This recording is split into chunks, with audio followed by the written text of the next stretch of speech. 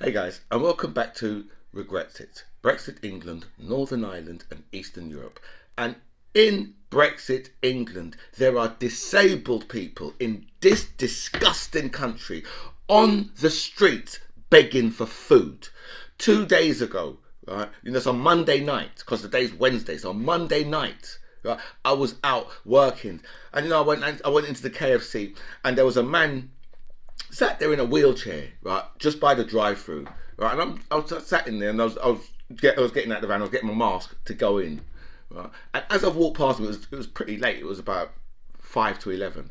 As I've walked past him, right, he's much to me, got a couple of pounds, right, so I said to him, I haven't got any change, mate, and at which stage he said, can you get me some food, right, so I thought, okay, I looked at him, I thought, okay, but he looked to me like he was like maybe seriously disabled. So I've gone in there and just bought a load of food, come back out and I gave him it, right, and he's got a basket on the front, so I was putting the food in his basket, right, and I realised this guy's got like cerebral palsy. He's got a serious, right, he shouldn't be out without a carer.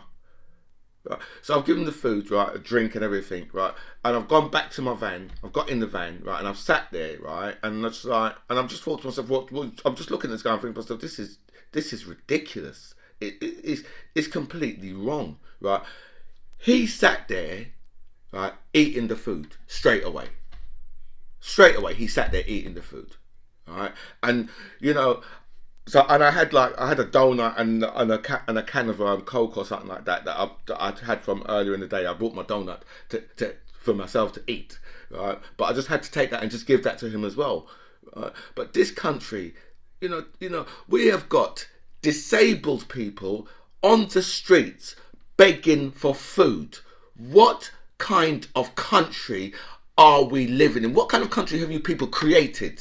And also, welcome back to By Any Means Necessary. Thank you so much for all your messages you sent me. And a special thanks here to everybody who signed up our channel. I feel so blessed with everybody who signed up. So thank you so much for that. I'll go through all your messages. I'll answer as many as I can. But I will like all your messages for definite.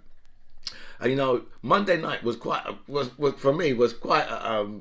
an eventful night because I was supposed to do this video yesterday, yeah, but unfortunately I managed to turn my van over onto its side right, by swerving to miss a fox, whacking into this roundabout, right. The van went up on two wheels, right, and I was doing the James Bond stunt, right, what felt like 15-20 seconds, right, but it wasn't. It was a lot quicker than that. And then the next thing, the van was full of pallets, and all the pallets must have just shifted. I literally felt them all shift right to the left hand side, and that was it. It went right. So yeah, so that was my near death experience. So I didn't do a video yesterday, but I should. I wanted to, but I wasn't really in the mood. So anyway, there was a shooting yesterday in New York, right, where someone's run up in I think one of the train stations or something, on the stations or something like that, and thrown a smoke bomb in, and then gone in there and started shooting up a load of people.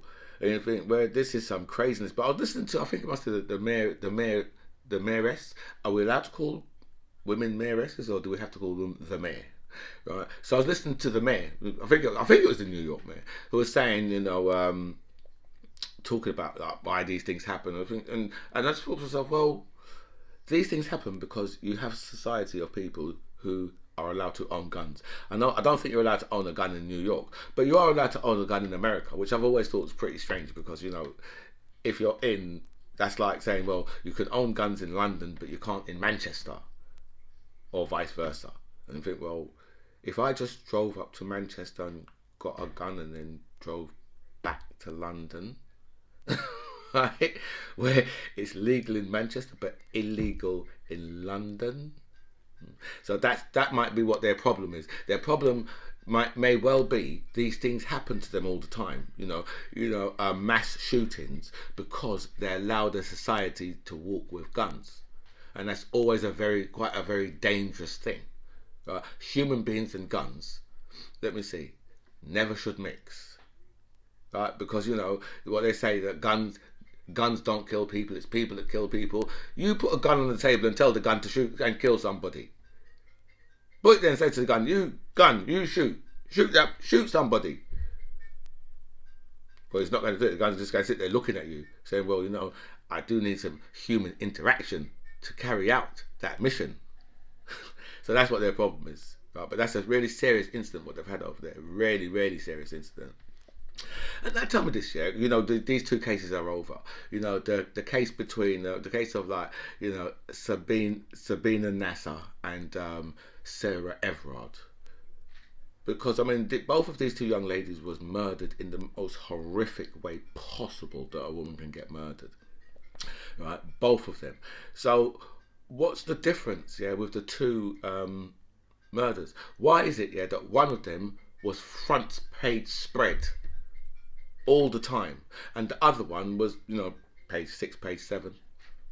Yeah, I know one of them was murdered by one of our protectors, and the other one was murdered by a scumbag. But that shouldn't determine where the press see these women's lives. Because why is one of them seen to be on the front page and the other one is just page 5, page 6, page 7? How does that work? Even in the death of Sabina Nasser, right? She's still being racially abused by our press. She's still being racially abused because she can't get the front pages, and she should have had the front pages all the way through. I never spoke about this because obviously the case was still going on. But that's it just. The thing in this country, is everything is just so blatant. It's just right there in your face. Right? You don't even have to look for the racism. It's just right there. Right? And they have no shame in the way how they show it. Absolutely no shame. Just crazy. This is one crazy country, right? And they always telling you, oh, we're not racist. Of course we're not. So why is it that out of two murdered women, right, the brown one, right, gets paid 5, 6, 7, 8? Why is that? If it's not racist. And Crispin Blunt, right, a man, right, who, you see, the Tories here, they're so far removed, right, that they think that they can just literally just get away with anything. Right, Crispin Blunt, right, has come out and said that the court is wrong, right, the police are wrong, the court are wrong, the jury are wrong, and he's right, because his MP colleague, something Khan, I can't remember what his first name is, right, he got found guilty of some type of child molestation, right, back when the child was, I think the child was 15 years old, and there was something went on between him and this boy, right, with this MP, and he's been taken to court and he's been found guilty, right, by 12 of his peers. And Crispin Blunt has got the cheek, the audacity, the liberty, right, the knowing, right, that his voters are so stupid and thick and racist that he can just say whatever he wants. He can start defending, right, someone, right, who it has seen to be molesting a 15-year-old boy. He thinks, I could just defend that person because my voters are so far removed from society, from a decent society, that I can defend, right, people who abuse children. I can defend them. Right? You get found guilty, that's it. Right? Unless you can get yourself an appeal and get found and have that overturned, then you're a motherfucking child molester. That's it. Right? And Crispin Blunt really needs. I know by now. I know now he's taking it back. Right? But the problem is the truth often is the first thing people say, and then after that they say, I'm sorry if that offended you, but I didn't mean to do that. Damn idiot. Right? But that is how far out of touch the Tories are. Far out of touch. Gone. Rishi, the stick insect, the jug-eared idiot has decided that people are racially abusing his wife. You see, this is the thing, yeah, with them right wing black and brown people. The minute, yeah, that things start to go wrong for them, oh, it's racist. Oh, it's right, right, and that's not racist. Right, what the fact that his wife, right, is a person who is a billionaire living in Downing Street at our expense, right, collected furlough, has dodged £20 million in tax legally, 20 million legally.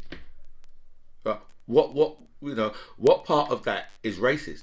When people are looking at that, they're saying, well, hold on a minute, this is kind of ridiculous.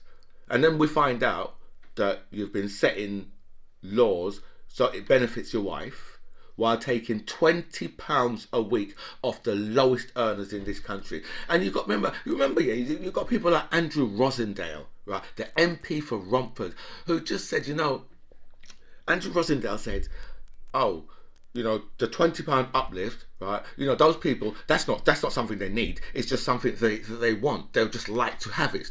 They don't need it. And then they said to Andrew Rosendale, what do you think of MP's second jobs? Oh, well, they need their second job because, they've got families, so they need their second jobs. So the people, right, who are getting an extra £20 a week from Universal Credit, right? Andrew Rosendale will look at them and say, oh, well, they don't need that. But his colleagues, right, who are in control of £500,000 a year, need a second income. That's how these people think, right? I don't understand how anybody can vote for these people, right? When they can just openly say stuff like this, right? The Chancellor, billionaire, living in Downing Street, right? And there are disabled people on the streets begging for food. And he's telling people it's racist. What's going on with, people talking about his wife is racist. That's how far out of touch these people really are. But that's the typical right wing. It's just like Donald Trump. Oh, I've got a bit of problems. Send me your money. Send me $5. If Donald Trump comes to you on the street and says to you, yeah, give me $5. Say, what the fuck, you're a billionaire, fuck off. But that's who these right-wingers are, right? They're evil, spiteful, ridiculous, right, parasites, right? These people are the worst in society, and that's what we've got in Downing Street. We've got the worst of society. That's why the two of them have just been fined by the police, alongside Boris Johnson's missus, fined by the police, a sitting Prime Minister and a sitting Chancellor, fined by the police. Right, and then I've still got people, right, who will say, oh, well, Jeremy Corbyn would have been a lot worse. What do you think that Jeremy Corbyn would have taken billions of pounds and handed it out to his friends and donors? Seriously, you think he would have allowed the NHS, right, to have the worst ever figures? You think he would have allowed, yeah, the 160,000 of our fellow citizens are dead? And I've still got people talking about how good Boris Johnson done throughout the pandemic. And I said, well, listen, you know something, right? If you look at all the countries that have done the worst in the pandemic, right, Britain will be right up there, right? I don't know, third or fourth, somewhere like that, right? I was speaking to a guy from Pakistan yesterday in a cab, Uber, when I had to go and pick up my van, right? And he said to me, oh no, in Pakistan we never had anything like what it was over here. He said our death rate was very, very low. He said Imran Khan dealt with it. He said he dealt with the pandemic really well, and then places like Barbados, right, dealt with the pandemic much better than this country.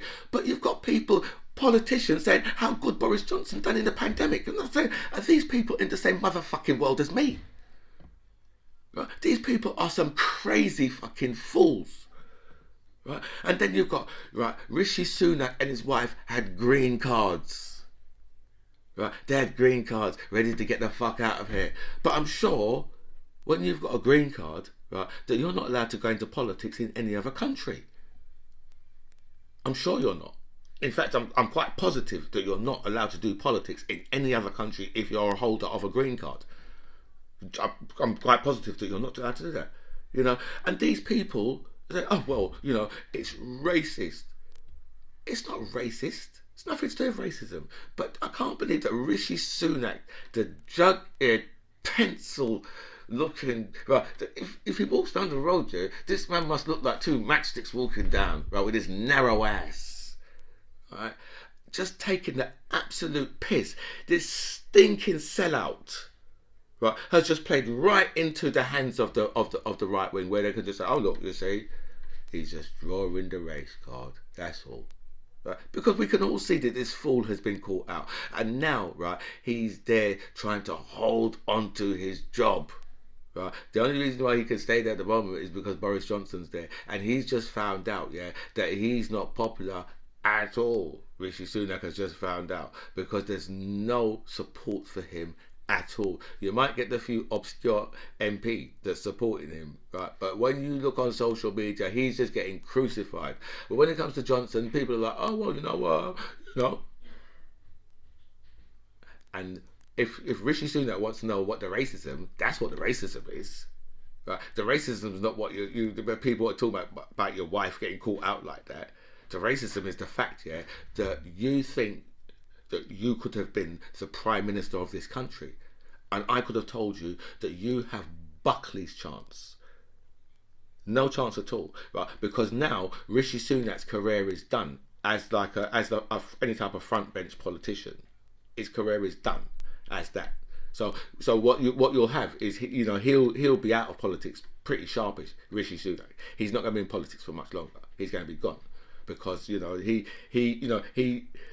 billionaires, yeah, aren't really there. They're there for the power, right? And if they can't get themselves on the front benches and really, you know, be able to have that real power, then they're not really interested. They're not interested in listening to people's problems, right? Because that's what a politician does. A politician listens to people's problems. And what billionaire wants to listen to people's problems? They'll want to fly to space. And if you can fly to space, then you can tell them your problems up there. But the two of them have been fined, right, by the police. Right? How embarrassing is that, right? As a politician, as your politician who your racist ass voted for, right? How foolish do you feel now that your politician, right, is no better, right, than them local louts who hang out outside the local shops, right, and get fines and all that from the police? Shameful. And you must feel like a goose, like a ghost. That's how you must feel, like a damn Egypt. And if you don't, it's because you got no shame. And racists don't have shame anyway. We are at risk of losing a third of our fish and chip shops, because, you know, in Brexit England, this disgusting racist nation, fish and chips is going to be too expensive to be cooked in this country. When you buy fish and chips, you're going to need to take out a second mortgage to buy that shit, right? The price of cooking oil is flying up on a weekly basis, and all of this is due to Brexit. Don't get none of this twisted. None of it, right? And the price of fish, cod, right, is going through the roof. But I'm saying, you know something, yeah? I don't know, yeah? Why don't you just don't take some mackerel and put that in some batter, right? Because that's what mackerel is what's around our waters. You know, if we want to have some lovely cod, because that's what we like. We love cod and things like rock and plaice, right? But that shit don't really float around hell. Well, sorry, swim, because when fish float, that's not good. Not good for them when they're floating, right? So they don't swim around hell. We have mackerel, right? And you can always have mackerel and chips. that sounds disgusting. That sounds disgusting and oily. But if we want the good stuff, the real good shit, that real good shit, right? Then you have to go over to Norway. I know already the Norwegians just like, well, your boat don't come here no more. After Brexit, don't send your boat here. It's not welcome. Right? So they're just selling us the fish, but the fish is getting so expensive now, right? That when you're taking little jaunt down to Southend, yeah, and you're going to have fish and chips, no, what you're going to have, yeah, is chips and Savoy. Right? That's what you're going to have, and that's probably going to cost you £7. Right? Not the Southend, because at Southend that's probably going to be £12, right? But from your local chippy, right? The great British chippy, right? We're going to lose a third of them, and remember, yeah, they've still got like the gas costs, because remember they all run on gas, so they've still got those gas costs, right, on top of that shit as well. So Brexit hasn't been very nice for this country. There is a farmer, Will Woodall, right, who grows beetroot, spring onions alongside cereals at his farm in Staffordshire, and he expects to lose up to £90,000 after the borders rules introduced in January. I should wear my glasses, Should wear my glasses. Should really, right? His firm, right?